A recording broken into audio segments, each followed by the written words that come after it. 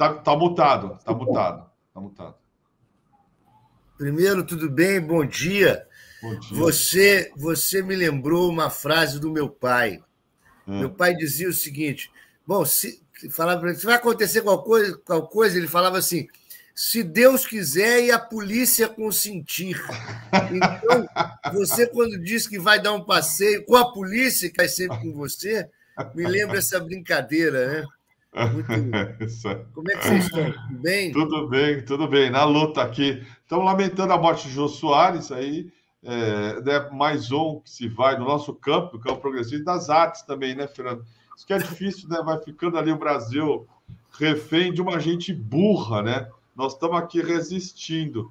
Mas fora isso, tudo certinho. Eu vi aí, estava assistindo aqui nos bastidores o Jô e vocês. Na verdade, fará falta sim, mas nós temos que entender que um homem como ele ainda fica presente como legado e como resistência, uma resistência além da sua presença física. Então, ele será importante, né? E até no seu falecimento, você veja como ele volta em todos esses protestos, né? E essas piadas de ridicularização do bolsonarismo e do lavajatismo. É isso aí, nesse sentido ele é imortal, verdade. Mas valeu, Fernando. Bom te ver aí com o Fernando Brito. Valeu. Grande abraço. Falou, Machê. Mas corra mais rápido do que a polícia que estará contigo. Qualquer coisa, como dizia o Chico, chame o ladrão, né? Ou chame o advogado, né? Isso é um conselho melhor. Falou, pessoal. Um abraço. E aí, Fernando?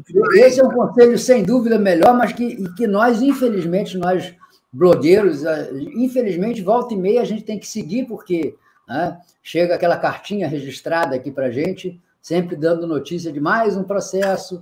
Né?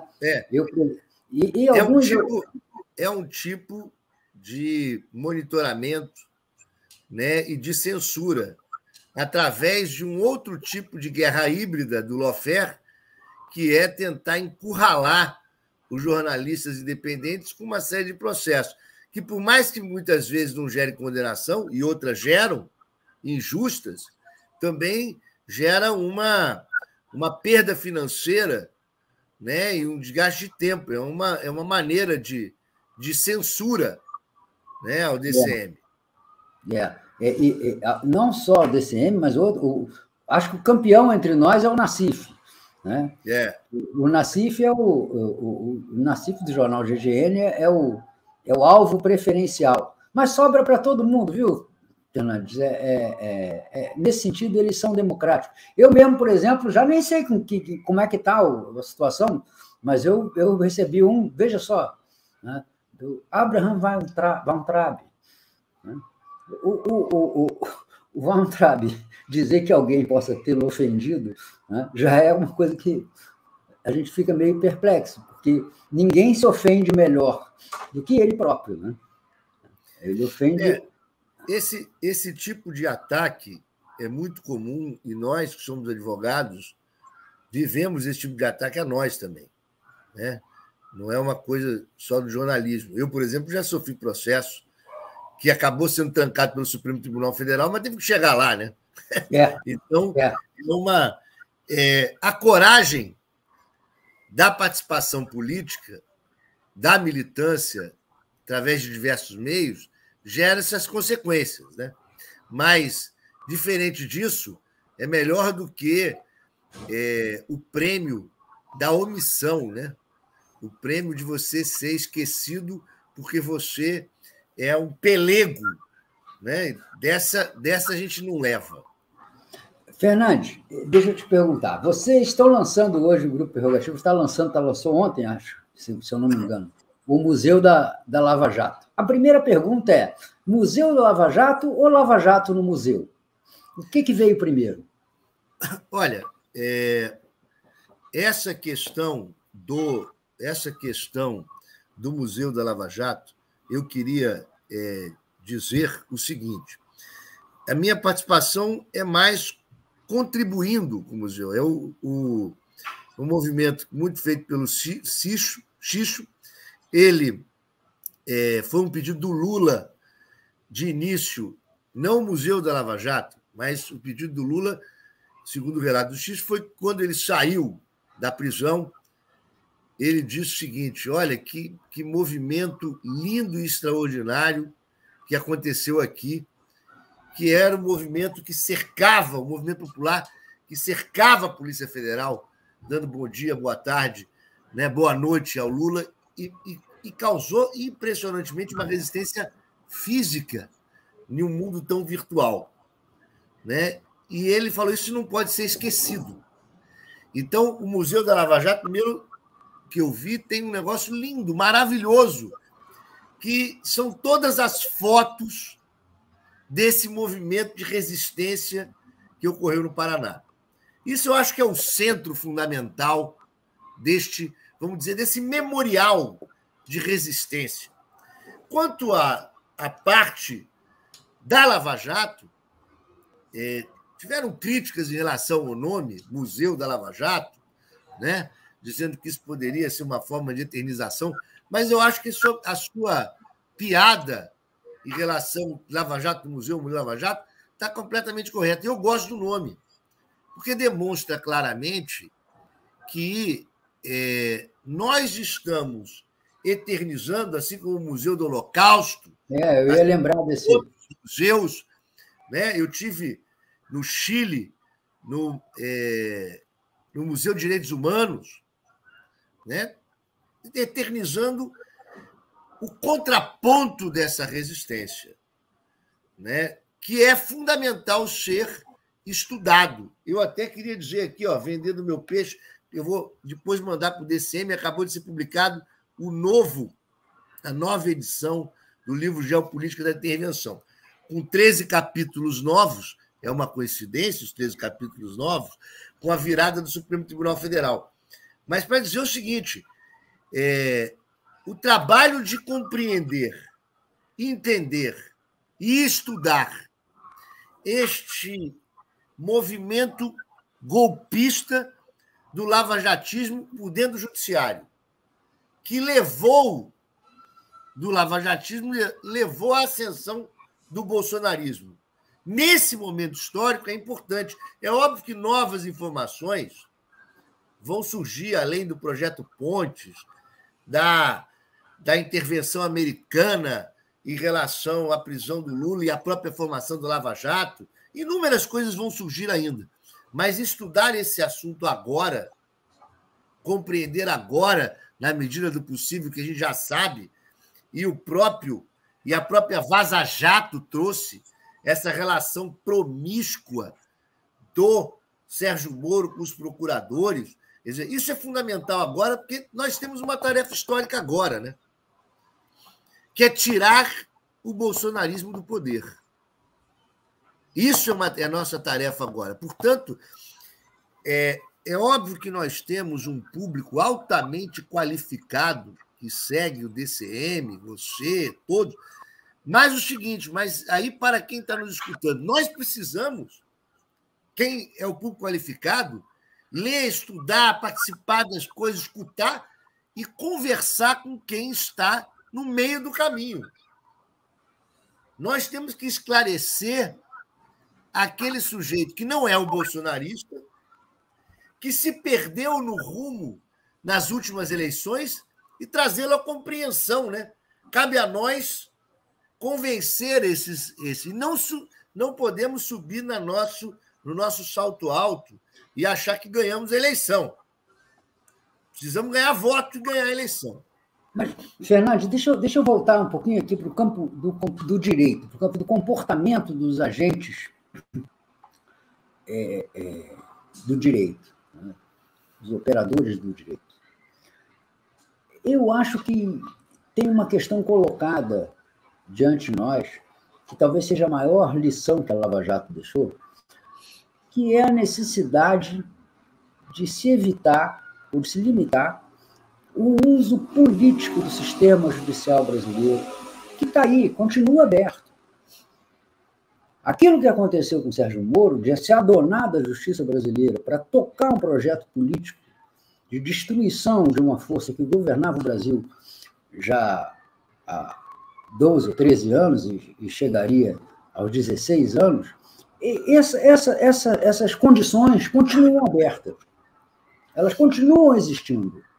Né? O comportamento do Ministério Público continua, e nós estamos vendo isso na questão da Procuradoria-Geral da República, continua acima e além de qualquer controle social. Né? O comportamento dos juízes continua sujeito, né, a todo tipo, né, de aproveitamento político que se possa efetuar. O que a advocacia brasileira, ciente de que o que levou uma vez a Lava Jato é um caminho que novamente poderá ser trilhado, a sugerir limites e contrapesos a esse sistema distorcido de justiça que se revelou no período Lava Jato? Primeiro, excelente questionamento, tá? E minha resposta será por partes. Primeiro, quero dizer o seguinte: nós temos tarefas sequenciais a cumprir. Eu quero destacar aqui a tarefa excepcional que vai cumprir, já está cumprindo, mas nós temos novidades, não quero fazer spoilers, né? Mas o Instituto dos Advogados do Brasil, com o presidente Cisney Sanches, vai cumprir um papel excepcional na resistência democrática. Ele primeiro fez a Comissão de Defesa da Democracia, das Eleições e da Liberdade de Imprensa. E o seguinte, e logo após essa manifestação que todos estamos apoiando, né, na USP, em relação à democracia, e que também será replicado na PUC São Paulo e PUC Rio de Janeiro, o IAB vai aprofundar essa resistência e o debate em relação a uma democracia social. A resistência de uma democracia social, além do cercadinho da USP. Não estou aqui a aprofundar as críticas, porque o momento é de aparar as diferenças em relação a um único opositor, que é o golpismo. Bom, a partir disso, nós precisamos compreender que, para que esse momento histórico da Lava Jato não se repita, é necessário fixar e reformar a nossa estrutura de justiça e do Ministério Público. Eu, uma vez, escutei de uma jornalista que fez uma análise excepcional sobre a Constituição de 88 e aquele momento histórico e o Judiciário. Veja, a Constituição de 88, que eu chamo de carta fundante da democracia brasileira, nós estamos falando de carta da USP, carta de várias cartas pela democracia, a nossa maior carta é a Carta Magna, a carta fundante da democracia brasileira. E esta carta, ela traz garantias sociais fundamentais. Por isso eu trouxe aqui a questão da democracia social, não social-democracia.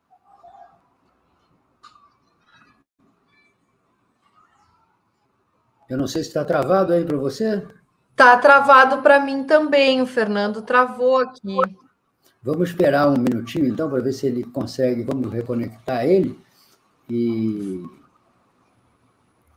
Vamos. Eu quero aproveitar, Brito, enquanto o Fernando retorna aqui para nós, para lembrar que a gente ainda está muito longe da nossa meta, nós não chegamos nem à metade da nossa meta, nós conseguimos arrecadar até agora R$ 83, sendo que a nossa meta é de R$ 400, e temos 2 novos membros graças a Inês, que presenteou aqui o canal com membresia. Então, quem puder contribuir conosco, manda seu pingo de 99 centavos, seu super sticker básico, manda aquele super chat com perguntas aqui, comentários, né? A gente está com um baita entrevistado, o Fernando Fernandes, que deve estar voltando daqui a pouquinho, resolvendo... eu acho que ele desconectou para conectar de novo. Esses problemas tecnológicos que nos derrubam volta e meia aqui da nossa transmissão.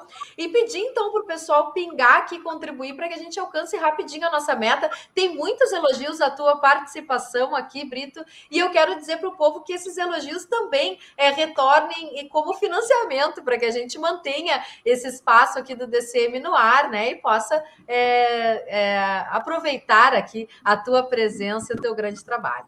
Então, enquanto a gente espera, eu vou te pedir um minutinho, que eu vou pegar o que eu prometi, ou quase o que eu prometi, no primeiro programa que eu fiz aqui. Eu fui surpreendido por essa sessão literária da Mafê, né, e resolvi colaborar com ela. Espera aí.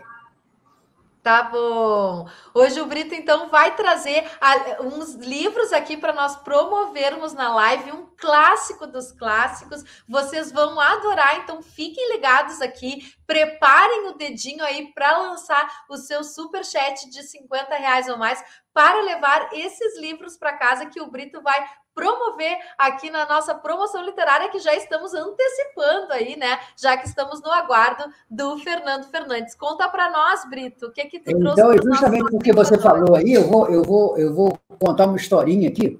Quando a minha querida filha mais velha, era bem pequena, tinha 6 anos de idade, e eu estava fazendo a campanha do Darcy Ribeiro contra o Moreira Franco, e eu tinha prometido levar ela na pracinha para brincar, ela tinha 6 anos, e só que a coisa degringolou, eu tive que ficar na produtora fazendo vídeo até 3 horas da manhã, 4 horas da manhã. Cheguei em casa, deitei no sofá, apaguei e acordo com ela me cutucando, dizendo assim: você é igual o Moreira Franco, você é igual o Brizola, pai. Eu falei: mas o que houve, minha filha? Você é igual o Brizola, você promete e não cumpre. Eu falei: como é que é isso? Eu vi o Moreira falando na televisão, você é igual a ele, prometeu que ia me levar na praça e não me levou. Então eu prometi uma edição que eu tinha aqui, do Crime e Castigo, mas depois, coisa de velho, né?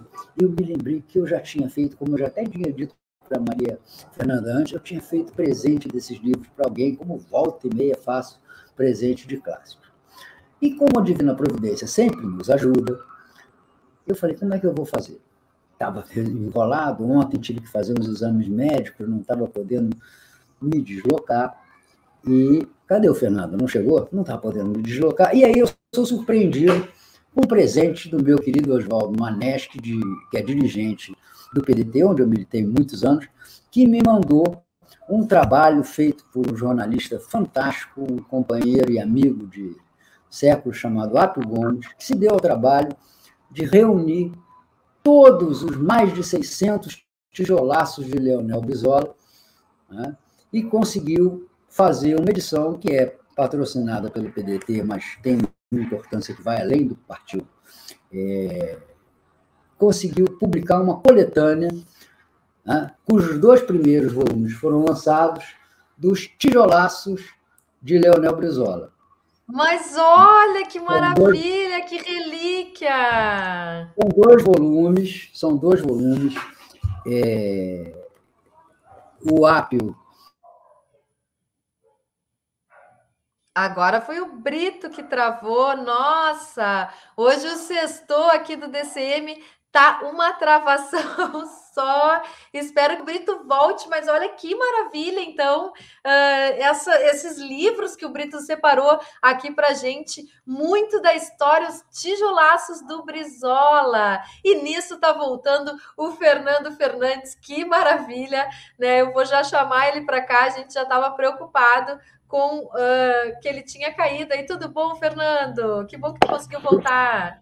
Tudo bem, eu tive que entrar no telefone celular, não sei o que aconteceu aqui na internet da casa, que nunca cai, e agora aconteceu isso. Bom, superado o problema.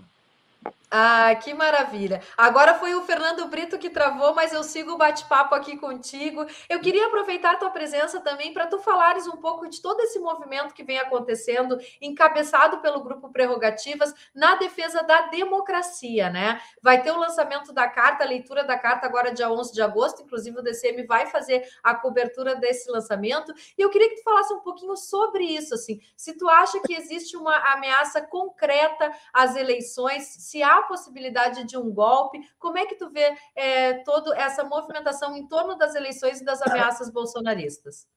Bom, eu acho que há ameaça concreta às eleições, em razão da constante forma de ataque e deterioração das instituições. A presidência da República está a fazer ataques constantes há 4 anos. Veja, mas também acho que nós, cada dia mais, nos afastamos dela, dos riscos, em razão da resistência da sociedade civil. O que está acontecendo na USP, por exemplo, é algo extraordinário. Eu estava falando agora há pouco que o IAB, o Instituto dos Advogados do Brasil, vai aprofundar essa resistência.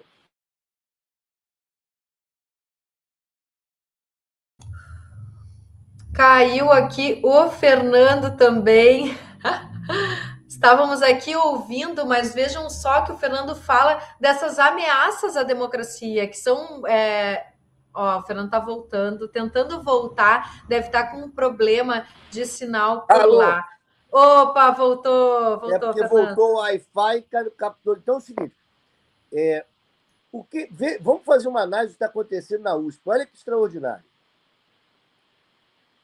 Quem fez a carta foi Miguel Reale, junto com outro. Quer dizer, o mesmo sujeito que assinou o impeachment da Dilma. Então, eu coloco isso para entender as divergências que se tem com este grupo e, ao mesmo tempo, como, neste momento, há uma união, mesmo com grupos que antes estavam na nossa oposição. O momento, portanto, não é de divergência em relação aos debates que ocorreram agora há pouco. Nós estamos nos unindo em relação à resistência democrática. Quando você tem, desde Armínio Fraga, que está nesse grupo da USP, a Miguel Reale, veja, nós não estamos aqui colocando claramente o seguinte: imediatamente, sem nenhum tipo de senão, o Grupo Prerrogativas e inúmeras forças democráticas se somaram a esta carta, em que pese as divergências muito profundas com esse grupo, porque nós temos um inimigo muito maior, que é o bolsonarismo. Agora, eu acredito, óbvio, fazendo uma análise positiva, que várias coisas começam a nos afastar do golpe. Seja o erro do Bolsonaro ter ido ao Putin, que fez com que os Estados Unidos se afastassem a passos largos do bolsonarismo, né? Os Estados Unidos, ele fez a Lava Jato, apoiou a Lava Jato, né? Deu informações à Lava Jato e gerou a prisão do Lula. Só que se afastou do bolsonarismo não só pela derrota do Trump nos Estados Unidos, mas fundamentalmente também pela proximidade que o Bolsonaro passou a ter com o próprio Putin, o que fez com que o Lula seja um mal menor. E não há como ter um golpe no Brasil bolsonarista sem apoio dos Estados Unidos. E, ao mesmo tempo, quando você vê uma reunião da USP com grupos, inclusive, que apoiaram o impeachment, nós somamos as trincheiras da democracia. Não estou aqui dizendo que não temos divergência em relação ao golpe da Dilma. Estou dizendo que se soma, de um lado, contra a tentativa do Bolsonaro, um leque muito maior do que tinha antes. Agora, o IAB e o Prerrogativas e vários outros grupos vão seguir nessa resistência para além da Carta da USP. A Carta da USP ela é importante porque ela faz esse leque, mas a nossa resistência tem que ser muito maior em relação aos movimentos sociais. Lógico que o Bolsonaro está com problemas para gerar o golpe. né? O risco existe, ele está diminuindo a cada dia em relação à resistência da sociedade civil, que precisa ir crescendo até o final da eleição, né? Essa é a questão. Então, o risco ele é hoje menor, ele se diminui, mas se não houver resistência da sociedade civil, se não houver uma maciça votação, nós corremos risco democrático. Afinal de contas, a democracia ela se faz todos os dias, né? O Bolsonaro vem tentando transformar mais uma vez o 7 de setembro no que seria esse grande ato, né, de consolidação da sua força, tanto que ele quer levar para o Rio de Janeiro o desfile militar, enfim, está fazendo todo um auê como já tentou fazer no passado e que fracassou. Tu achas que dessa vez seria possível esse 7 de setembro? E tu achas que há esse apoio, essa possibilidade para um golpe tradicional, ou isso viria por outras formas? Nós tivemos aqui o tenente-coronel Paulo, que ele é da reserva da Polícia Militar de São Paulo, e ele diz que poderia haver um motim das polícias, que poderia haver alguma coisa que deflagrasse um desequilíbrio na sociedade civil, né, com muita violência, e que aí sim teria como resposta a intervenção do Exército durante as eleições. Tu acha que poderia ser por aí, Fernando, essa desestabilização das eleições? Eu acho que a sua pergunta é muito boa e nós temos que estar atentos a vários tipos de tentativa. Nós temos falado, por exemplo, relembrado o Rio Centro, né? Para quem não sabe, foi a bomba que se tentou colocar no show de juventude que houve no Rio Centro. A bomba deu errado, explodiu dentro de um Puma, mas o objetivo era colocar, os próprios militares colocarem uma bomba lá e atribuir aos comunistas. A tentativa de explosão do gasômetro no Rio de Janeiro. Foram 2 atos quando se encaminhava ao fim da ditadura, que visava a radicalização da repressão com a desculpa. Então, nós temos que ficar atentos a uma tentativa, a uma simulação de uma tentativa contra o Bolsonaro, seja no 7 de setembro mesmo, de um atentado. Nós temos que estar nos preocupados com infiltração de elementos de direita em protestos, né, que causem, como a gente já viu no passado, quebrar bancos, quebrar, etc., elementos da polícia infiltrados com o objetivo de causar desculpas para a repressão e intervenção, né? E assim como a sua pergunta é muito importante quando demonstra que nós temos novas possibilidades de golpe, não mais na formulação do golpe da década de 70, somente militares nas ruas, né? Mas nós temos hoje uma preocupação muito grande com os efeitos do número de armas que se colocou em mãos de psicopatas, que pode gerar pequenas milícias e desestabilizações através de atentados mesmo, através de golpes híbridos, né? É preocupante isso. Mas, ao mesmo tempo, o Bolsonaro, ele, que tem 30% de fanáticos, quando ele radicaliza cada vez mais o discurso, ele tenta fazer uma coesão a esses 30%. Quer dizer, você tem um efeito duplo. Ao mesmo tempo que ele está derretendo cada vez mais, isso é um fato, né? O seu radicalismo de discurso está fazendo com que aquelas pessoas que estavam no meio do caminho migrem contra o Bolsonaro em razão da radicalidade do discurso. Porque, veja o exemplo que eu acabei de dizer sobre a USP.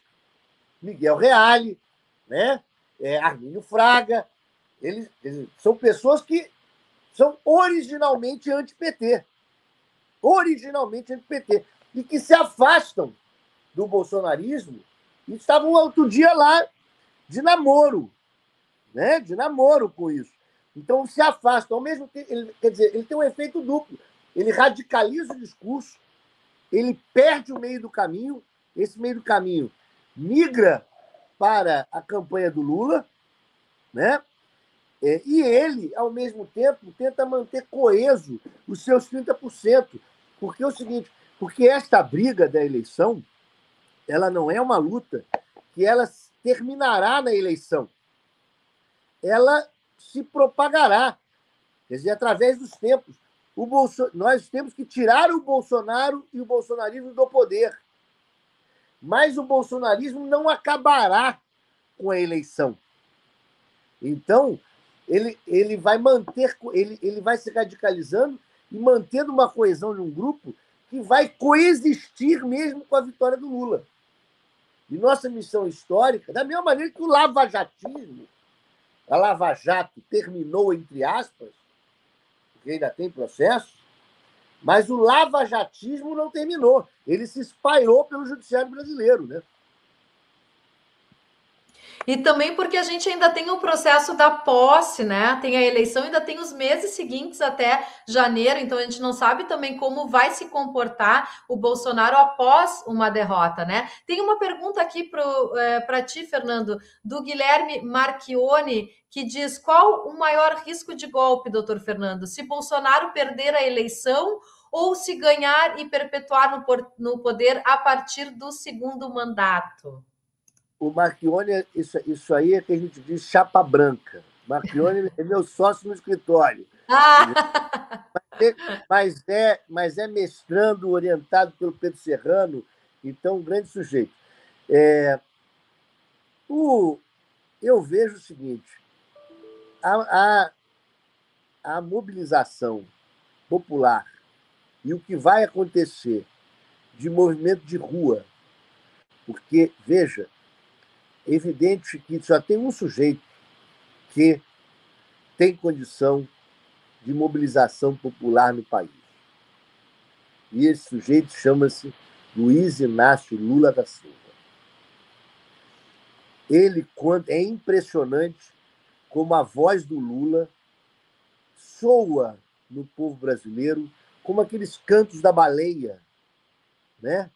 Quem já escutou as baleias, o som das baleias cantando, quer dizer, o Lula é um fenômeno. O Lula, quando fala, ele fala com o povo brasileiro, ele fala com o Nordeste, ele exerce uma atração, fundamental. Então é o seguinte, a mobilização popular, as pessoas na rua, né, a união das pessoas, a união em relação, mesmo com as suas diferenças, aparar as diferenças no momento e unir-se pela democracia, fará com que o Bolsonaro não tenha nem condição de impedir a eleição, nem condição de permanecer no poder.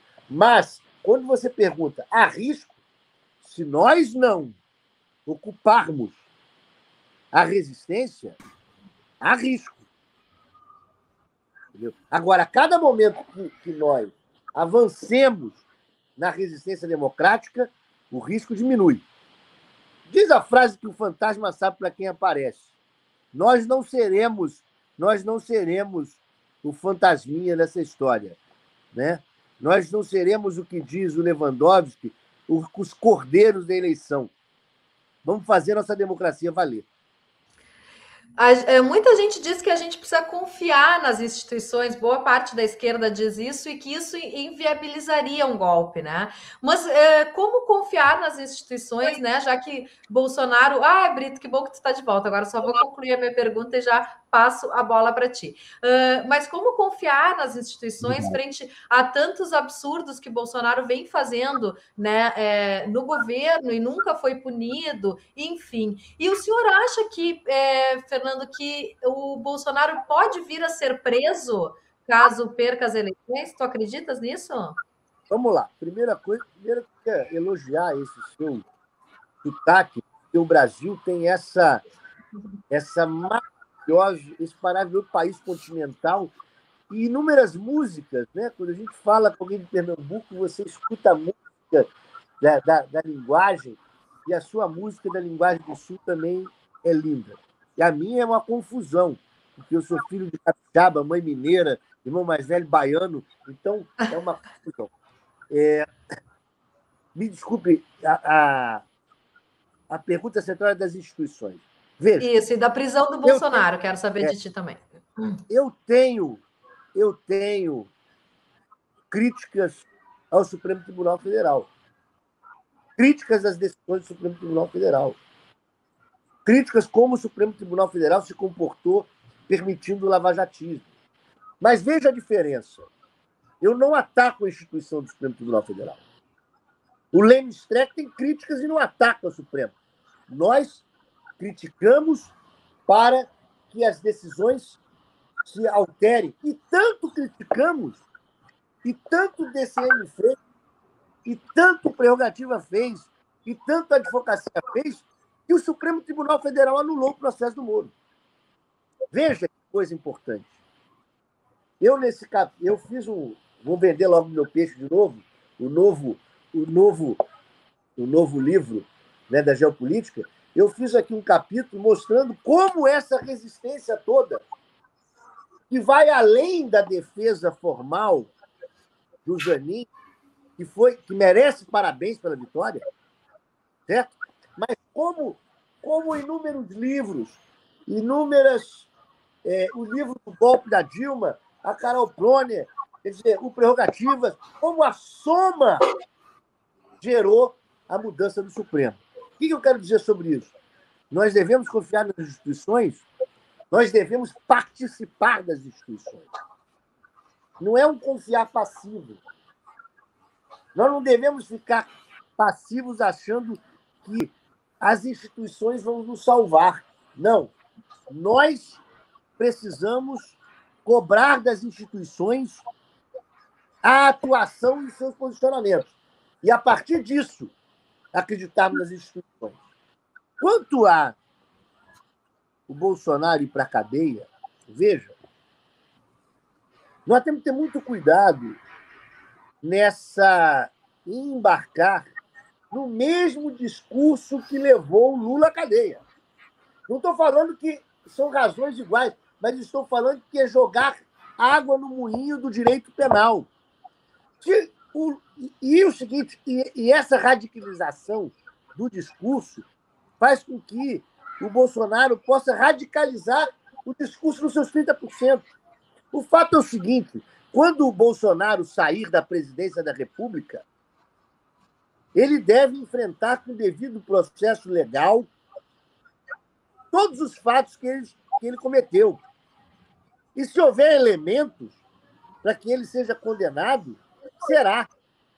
Inclusive, eu acho que ele cometeu o crime de homicídio de 300 mil brasileiros, por ter assumido claramente o risco doloso de matar brasileiros por Covid.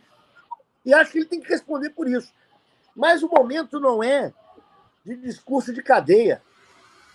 Ele vai perder a proteção que ele tem da utilização do executivo para sua proteção. Nosso momento é de dizer o seguinte: a democracia vencerá. E nós não confiaremos simplesmente nas instituições. Nós faremos com que as instituições exerçam o seu papel, cobrando as instituições, como o Supremo Tribunal Federal, e o seguinte, e o Congresso Nacional, que está fazendo um jogo duplo, ao mesmo tempo que fala pela democracia, cria uma rede de 41 bilhões de orçamento secreto, só que eles mesmos têm medo de perder a eleição, né? Os deputados, apesar do orçamento secreto. Nós vamos cobrar ao Congresso Nacional, ao Senado, o seu papel. E é assim que nós confiaremos nas instituições, fazendo as instituições. O Fernando caiu de novo. Hoje o programa está um espetáculo. Mas você vê que eu estou com a bateria até pouco aqui, que o telefone não veio para o ar. Mas você vê o seguinte, O programa de hoje podia ser o seguinte: o show não pode parar, não é isso? Ou cai todo mundo, só não cai o Bolsonaro, né? Cai. Ele não caiu por enquanto, mas ele vai cair na urna. Maravilha. Fala, Você sabe, Fernando, eu fiquei satisfeito em ouvir essa sua última resposta, porque há 2 dias atrás, aqui no programa, eu estava dizendo isso, que não há essa questão do perdeu, prendeu. Entendeu? Não há, até porque não há interesse de ninguém em transformar o Bolsonaro, de derrotado eleitoralmente, em vítima de persecução penal, ainda mais assodada e imediata, assim, entendeu? Isso não procede politicamente. Na minha visão, todo esse discurso que o Bolsonaro anda plantando e mandando plantar, sobretudo, na mídia, sobre o medo de ser preso e as tentativas de uma blindagem ou de uma impunidade ali, eu acho que é muito mais para que ele, diante da própria plateia, se vitimize, se coloque na posição de vítima, quando a posição dele é de algoz. É isso. E o seguinte, veja, eu estou com bateria pouca, se cair, mas vamos lá. O que acontece é o seguinte, meu pai queria fazer uma homenagem, que faleceu dia 18 de setembro do ano passado. Caiu de novo, Fernando. Hein? Meu pai, que faleceu dia 18 de setembro do ano passado, que foi advogado de preso político, foi preso político, dizia o seguinte: meu filho, defenda as garantias do seu inimigo. Porque no momento em que você abrir mão de garantias em relação ao seu inimigo, o próximo será você. Então, nós não queremos uma lava-jato sobre o Bolsonaro. As avessas. Nós vamos dar ao Bolsonaro todo o direito de defesa sobre tudo. Nós queremos um judiciário com condição. Mas o seguinte, se ele tem tanto medo de ir para a cadeia, é em relação ao fato que ele cometeu. Terá o devido processo legal. E aí o seguinte, se ele tiver que ir para a cadeia ou não, é uma questão do processo. Né? Agora, vamos tirar dele esse discurso que ele quer fazer de que haverá um golpe às avessas. Aliás, lembrando aqui que os militares chamam o golpe militar de D4 de contragolpe. Né? Ou seja, não vamos permitir com que ele se aproprie desse discurso. Nós vamos ganhar dele na urna. E não vamos permitir com que façam com ele o absurdo que fizeram com Lula. Mas se ele tiver que ir para a cadeia com o devido processo legal, é uma questão de judiciário. E aí, mas ele deve ter, o medo dele deve ter razão, né? Não é pela perseguição, é pelos fatos. Essa parece ser a grande questão em relação ao Bolsonaro, e ele tem se livrado, né, de uma série de processos judiciais por vários desvios. A evidente, nítida, flagrante e assombrosa omissão da Procuradoria-Geral da República diante de fatos que são levados a ela e nos quais ela diz: não foi a intenção, coitado, ele acreditava piamente que a cloroquina pudesse fazer efeito benéfico aos doentes de Covid, foi tudo na melhor das intenções. Esse é um lado. E o outro, a própria inibição da justiça eleitoral em avançar em processos contra Jair Bolsonaro, que ataca o processo eleitoral, que coloca sob risco o processo eleitoral, para não esticar a corda. Também lembrando que eu falei aqui na quarta-feira com o Kiko, né, e também não recordando os mortos aí, eu acho que existe uma certa linha jurídica Tim Maia ali no TSE, sabe? O me dê motivo, não pode mexer com o Bolsonaro, olha, não contraria que ele é maluco, entendeu? Mas eu acho que você tem toda a razão. Você tem toda a razão em tudo que você está dizendo. Dizer o seguinte: olha que mal que nós estamos vivendo. Eu tive ontem um encontro com o André Siciliano, candidato a senador no Rio de Janeiro. E ele falou na casa da Carol Prônia. Exatamente. Estive lá. Mas ele falou uma frase muito boa que foi o seguinte: ele falou, eu não tenho medo de golpe se o Bolsonaro perder a eleição, mas tenho medo de golpe se o Bolsonaro ganhar a eleição. Ah, sim. Vai na mesma linha que você está falando. Olha que coisa, como ele já aprisionou as próprias instituições. Né? Ele aprisionou o Ministério Público, colocando um procurador que não exerce devidamente sua função. Não só ele, mas também a sua substituta, que cria uma relação promíscua, tal qual o Moro dos procuradores, do presidente com os membros do Ministério Público, da Procuradoria. Lógico que tem suas exceções lá, mas é isso. É uma coisa que não fiscaliza. É uma forma de passar a mão da cabeça, de blindar. A Procuradoria está blindando o Bolsonaro. Então, é o seguinte, ao mesmo tempo, o risco que o próprio... Veja, falou-se aqui, antes de eu entrar, do Barroso ter convidado os militares. Fez muito mal. Talvez tenha feito também por medo, por falta de coragem, por medo. Coloca os militares. Mas deu entrada. Dizem, não tem aquela questão que diz que o vampiro não pode ser convidado a entrar na sua casa? Eu citei hoje aqui, só se você abrir a porta. Só se você abrir a porta. Abriu a porta e convidou, ainda serviu um cafezinho. Né? Então, sim, para botar para fora depois é uma desgraça. Né? Então, é o seguinte, vejo mal que só a permanência dele no poder e o receio. Veja que as ameaças, o cachorro latindo, já está causando um mal terrível às instituições brasileiras. Então, eu acho que... Agora, imagine ele legitimado, né, por uma nova eleição, por uma reeleição. Né? Se o Supremo é o povo... Exatamente. Entendeu? Então, e aí ele bota... E ele bota lá, como era o nome daquele jurista que ficou famoso por chefiar o absurdo Tribunal do Povo alemão, né, que foi o símbolo, né, da coonestação judicial às perseguições nazistas. Eu esqueci o nome dele, mas é um personagem conhecido no direito. Pois é, eu não me lembro desse momento, mas você tem toda a razão. Nome em alemão é mais difícil de lembrar, né, do que qualquer coisa, né? Porque eu não me arrisco aqui em fazer uma fraude, falar um nome meio confuso, né? E vão dizer, o cara descobriu, lembra? Né? Hein? Aqui, os Weidfritz, né? Não é ele? Então, vou ver aqui. Tribunal do Povo. Isso é para compreender a importância da eleição desse ano. Vencer o Bolsonaro é fundamental para a estabilidade democrática do país. Bolsonaro não pode ganhar a eleição porque ele vai aproveitar, se ganhar, mas não vai ganhar, porque está se distanciando muito disso. Né?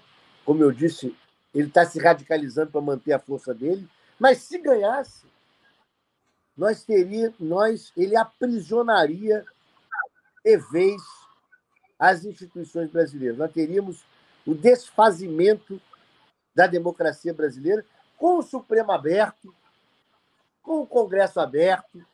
É esse novo tipo de golpe perigosíssimo. Né? Uhum. E é o que restou de modelo para ele, né? O modelo Orbán, que comprometeu todas as chamadas instituições, elas continuaram funcionando, mas funcionando para ele, né?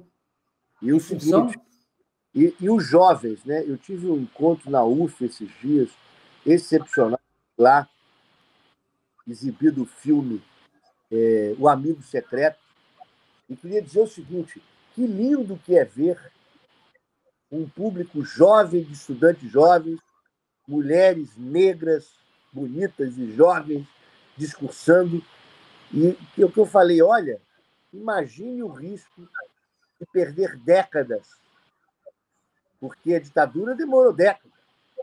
Nós temos um risco hoje que não é da eleição de 2022, Esse aprisionamento faz com que percamos décadas de democracia e tenhamos décadas de fome, de um mal que a vida das pessoas não retorna, né?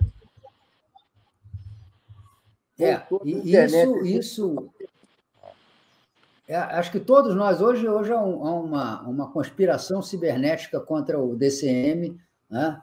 E a gente está, quando não cai, só Maria Fernanda que não cai, né? Merecimento. Balança, mas não cai. A gente só está assim, ó, quase caindo na nossa meta. Deixa só eu falar aqui. Vou entrar pelo outro equipamento. Tá, Fernanda, a gente te espera. O nome, viu, Fernanda? Eu só quero dizer que ainda faltam R$292 para a gente alcançar a nossa meta. Nós temos promoção literária aqui. Hoje o Brito trouxe uma relíquia para nós e ainda temos 2 livros do Jack London da Expressão Popular para ajudar a bater essa meta. Mas eu gostaria de uma chuva de pingos aqui. Nós estamos segurando as pontas aqui no café da manhã. Uma chuva de pingos em homenagem ao Fernando Brito, ao Fernando Augusto Fernandes, que está conosco, um super entrevistado, super simpático. Está sendo ótimo conversar contigo, Fernando. 4 livros para quem fizer. Para quem fizer um superchat de R$50 aí, leva o livro. Olha que maravilha! Então hoje é para arrebentar a boca do balão. Vai com dedicatória, hein? Olha, que legal! Então, bora lá, a gente está aberta aqui. Quem mandar superchat de R$50 ou mais, leva o livro do Fernando Fernandes, Geopolítica. Conta aí para nós, Fernando. Geopolítica da Intervenção, a verdadeira história da Lava Jato, que nessa nova edição conta como houve a mudança no Supremo Tribunal Federal que anulou os processos do Lula. Mas para eu explicar o livro inteiro, teria que demorar mais tempo. Mas quem mandar o superchat de R$50 ou mais, eu vou mandar o livro com dedicatória. Tá mudo. Sabe? Maravilha! Olha só, começou então, foi dada a largada. Sabe, Fernando, que a gente, quando vê uma mulher bonita assim, disputando as atenções da gente fica todo bobo. Então, eu vou dobrar a aposta do que eu fiz lá antes. E vou também colocar aqui para compra dos nossos leitores esse livrinho aqui, Golpe 16, do qual eu sou um dos autores, coordenado pelo Renato Rovai, que também lá no nosso momento literário no final vai estar junto com os livros do Fernando Fernandes, né? Certamente com muito menos talento, mas com a mesma muito mais, mas olha, é para explodir de R$50 aí agora, hein? Tô só esperando. Vamos lá. Nem vamos chegar, já estamos aqui, vamos conversando com o Fernando, enquanto o povo vai mandando o seu superchat de R$50 para levar o livro autografado do Fernando Fernandes sobre geopolítica, a história da Lava Jato, é isso, né? E o do Fernando Brito sobre o golpe e também os 2 tijolaços do Brizola. Só mandar aqui o super... Opa, fala. Fernando, é porque eu não sei se você ouviu ali naquela hora de troca de equipamentos, o nome do juiz é Roland Freisler. Roland Freisler. Você vê, será que chamará, e poderá chamar também Cássius? Né? Cássio. Ou os novos ministros do Supremo Tribunal Federal. Você veja. Pois é. Olha que perigo. E você vê o que é absurdo, que quase confesso. O Bolsonaro ontem dizendo, fui chantageado. Pelo amor de Deus, como assim fui chantageado? Quem chantageia ameaça revelar ou impor alguma coisa ilegal ou imoral de alguém. Entendeu? Eu não consigo imaginar a irmã Dulce sendo chantageada. Não há em que chantagear a irmã Dulce. Agora, por que Bolsonaro foi chantageado? Com que ele foi chantageado? Ele dizer que foi chantageado na indicação de ministro do Superior Tribunal de Justiça, quer dizer que ele está admitindo que praticou o ato sob coerção? O que acontece é o seguinte, nós vamos voltar aqui ao que nós estávamos falando sobre o aprisionamento das instituições. Nós estamos vivendo claramente isso. Já nomeou 2 ministros do Supremo Tribunal Federal. Né? Eu até o seguinte, quero fazer um registro aqui importante. Veja a diferença das nomeações dos ministros do STJ.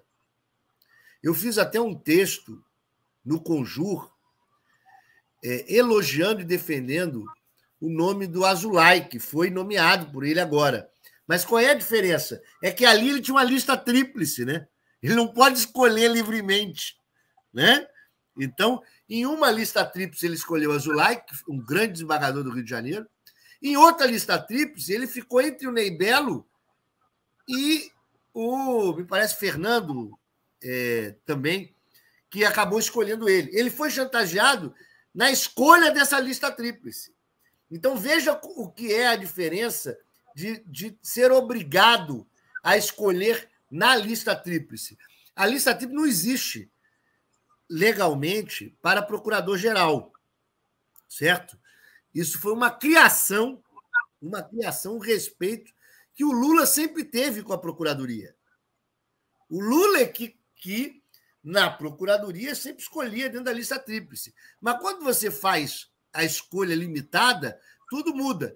E o fato é o seguinte, é preciso tomar muito cuidado, porque nós já tivemos, nesses 4 anos, um desgaste gigantesco das instituições brasileiras, um aprisionamento das instituições brasileiras, um ataque. Eu estava falando da UF, da coisa linda que é chegar numa universidade pública e ver os jovens, as mulheres negras, falando. Quer dizer, um avanço gigante que houve por anos para se chegar a isso, e nós estamos com a possibilidade da destruição da universidade pública no Brasil.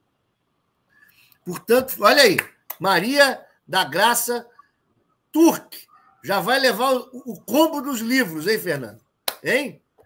Mas é o seguinte, nós precisamos tomar muito cuidado, precisamos lutar aguerridamente por essa nossa democracia. Pela nossa vida, vida de 3 milhões que estão passando fome. Você acha, Fernando, que um dos passos seria criar limitações legais institucionais a certas manipulações que a gente vê serem feitas no âmbito da justiça e no âmbito do legislativo? Por exemplo, voltar a criar os prazos mais amplos que a gente tinha, que se propuseram agora na lei, de não coincidência entre o exercício da função judicial e a candidatura, para que a gente possa ter um período de amortecimento, ou, no caso do legislativo, criar limites a essas quebras de interstício que permitem situações absurdas, como a de se votar uma emenda constitucional em primeiro turno de manhã, em segundo turno de tarde, e no dia seguinte ela está valendo? Você não acha que essa questão da moderação temporal dessas interferências possa ajudar o Brasil a se livrar do fantasma da promiscuidade que se cria entre política eu acho o seguinte, nós realmente, ganhando essa eleição, que nós vamos ganhar, nós precisamos nos debruçar, depois de tirar o paciente do UTI, em como nós vamos tratar para que ele não fique doente novamente. Quero lembrar aqui o seguinte, sobre prazo. Veja, o Congresso aprovou, na reforma, o juiz de garantias. O Fux deu uma liminar e suspendeu o juiz de garantias. Eu tenho dito insistentemente que liminares que suspendem, liminares monocráticas, que suspende vigência de lei federal, deveria também ter um tempo, igual a medida provisória. Tem que ir a julgamento. Porque o que acontece é o seguinte, o ministro Fux deferiu a suspensão dos juiz de garantias. Vou explicar para quem não sabe o que é o juiz de garantias. O Congresso aprovou que o juiz que faz o inquérito, não é que ele preside o inquérito, mas que participa deferindo mandados de prisão durante o inquérito e legitima interceptações telefônicas, etc., não pode ser o mesmo juiz que julga a causa. Ponto. Isso é fundamental, por exemplo, é um grande remédio contra a reconstituição de uma outra Lava Jato. Porque o Sérgio Moro era quem prendia e quem julgava. E você tem já uma lei impedindo isso. O que acontece? O ministro Fux defere uma liminar, suspendendo essa vigência, bota na gaveta e acabou. Nós precisamos aprovar uma mudança constitucional para que haja prazo claro de vigência, para que haja uma balança. Porque, veja, se o Supremo julgasse inconstitucional, o que não vai fazê-lo, o juiz de garantias, o Senado poderia derrubar a decisão do Supremo. Ou seja, um ministro monocraticamente interrompe o processo democrático. Então é o seguinte, sim, nós temos que nos dedicar a isso. E, óbvio, nós temos que proteger da mesma maneira que a sua opinião é ótima, porque, veja, do ponto de vista tributário, nós temos a garantia... A anterioridade. Exato, criado o tributo no ano, ele só pode ser aplicado no ano seguinte. Da mesma maneira, eu acho que nós temos que pensar nisso. Olha, mudanças da Constituição tem que ter o mesmo ritmo de fazer um código. Ou seja, você precisa de tempo para o debate. Olha, está pegando fogo aí, hein? Está pegando fogo os livros, hein? Vamos lá. Hein? Quantos já foram? Quantos Fernanda, já eu acho que o meu xará, Fernanda, vai tomar o teu lugar aqui. Ele está de promotor de vendas. Que maravilha! Eu também me empolgo muito com os livros, Fernando, sabe? Fico muito feliz nessa hora da nossa promoção literária. Já foram 2 livros, o do Golpe, de 2016, e um outro que a gente não sabe qual foi, porque a Maria da Graça mandou um superchat de R$50, mas não nos contou qual livro ela vai querer. Inclusive, eu quero pedir... Mas eu quero protegê-la, porque o Fernando combinou que quem mandasse o superchat ia ganhar os 2. Portanto, não precisa escolher. Eu mando os 2. Não pode, senão a gente facilita muito. E a gente precisa muito desse dinheiro, porque esse dinheiro, além de valorizar as obras que a gente oferece aqui, nos ajuda aqui no canal, a manter o canal no ar. Então, assim, ó, aqui a Silvana Assunção agora está levando o Geopolítica do Fernando Fernandes. Eu vou botar o meu e-mail aqui na tela, que aí o pessoal me manda, por favor, Silvana, o Júlio e a Maria da Graça, e-mail para mariafernandacomplex@gmail.com, com no título do e-mail o livro que vocês estão levando, no corpo do e-mail o endereço completo, que daí eu dou um jeito, entro em contato com o Fernando Fernandes, falo com o Fernando Brito e a gente faz os envios dos livros, tá bom? Por favor. Vou fazer a dedicatória. Ah, que maravilha! E sigam, ainda temos 3 edições da Geopolítica, a História da Lava Jato, e 2 edições do Tijolaço do Brizola. Olha só que relíquia aqui também na nossa promoção literária de hoje. E lembrando que os livros da Geopolítica vão com a dedicatória do autor aí, do Fernando Fernandes. Sigam enviando superchats de R$50 ou mais para contribuir aqui com a nossa meta e para levar essas belas obras para casa. E nós estávamos falando dos prazos. É fundamental nos dedicarmos, a partir do momento deste ano. Esse ano só tem uma missão: consolidar a democracia brasileira, colocar Luiz Inácio Lula da Silva na presidência, com o maior número de deputados e senadores pelo Estado que possam exercer um papel democrático de apoio ao governo. E, a partir do ano que vem, sim, pensar como nós vamos fortalecer as instituições e as mudanças legislativas e constitucionais para que o Brasil não seja mais prisioneiro de presidentes fascistas, de ataques às instituições, né? E que possamos solucionar a possibilidade de golpe da toga, como ocorreu. Então, nós precisamos repensar o país para fortalecer o Estado Democrático de Direito. Doutor Fernando Fernandes, eu acho que nós estamos vivendo um momento de revalorização do direito criminal, porque nós passamos um tempo de mixórdia em que ele foi foi diminuído, desprezado, como se fosse algo que a ideologia bolsonarista exprime como defesa de bandidos, né? Acho que nós voltamos a aprender a importância do direito, do respeito às instituições da justiça e do regime de garantias, dos freios e contrapesos jurídicos, né, na própria permanência da democracia. Eu queria agradecer a sua presença aqui, pedir desculpas pelos involuntários tombos que tomamos ambos nessa transmissão e também parabenizar e agradecer em nome meu e da Maria Fernanda a sua atuação brilhante como garoto propaganda dos nossos livros e a doação que você fez para o DCM com o seu livro Geopolítica, recém-lançado pela Geração Editorial, né, do meu amigo Luiz Fernando, e sempre uma garantia de bons livros, e no seu caso, né, somando ao seu nome, a sua tradição, a tradição do seu escritório, né, em defesa dos direitos da pessoa humana.